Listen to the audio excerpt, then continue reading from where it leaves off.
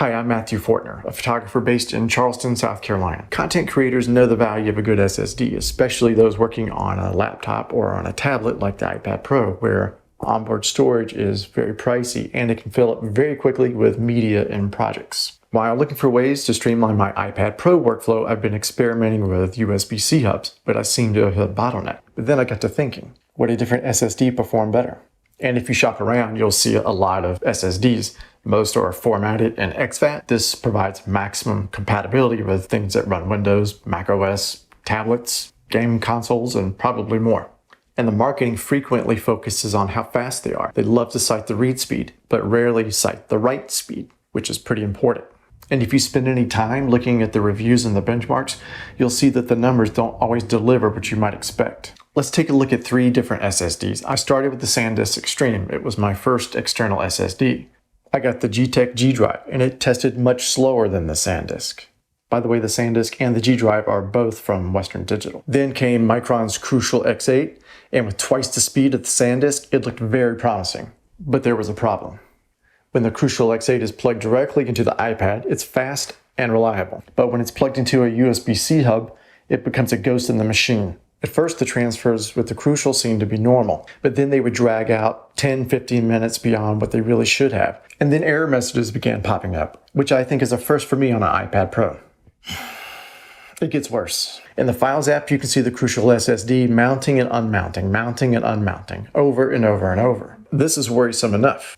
But then it caused the iPad to crash and reboot. And that's a very big problem. And it behaves the same way on 3 other hubs. So despite testing various USB-C hubs and various SSDs, I had yet to find a way to make a big difference in my transfer speeds. Then I stumbled on a tip in a YouTube video by Mac Sound Solution. I'll leave a link down below. If you don't need all of the extra compatibility with exFAT and you only plan to use your SSD with an iOS device or on a Mac running 10.13 or later, you can use your disk utility to reformat your SSD from exFAT to APFS. So is the performance gain worth the compatibility trade-off? Let's find out. Here are the results of a 10 gigabyte file transfer in both exFAT and APFS. The APFS format, it more than doubled the speed in the SanDisk and it more than tripled the speed in the G-Tech.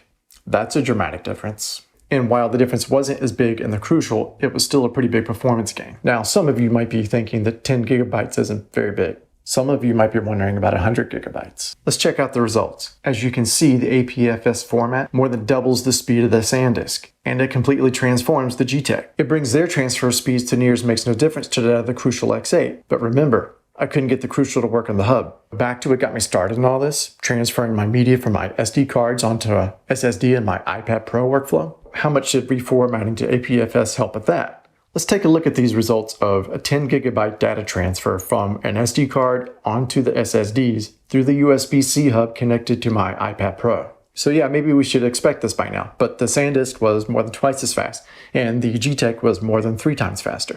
And the Crucial, I tried over and over, and I just couldn't get it to work. So for me, yeah, giving up the compatibility that comes with exFAT is definitely worth the big performance gain that I get using APFS, at least in some of my SSDs. And you can always reformat back to exFAT. I want to circle back to Micron's Crucial X8.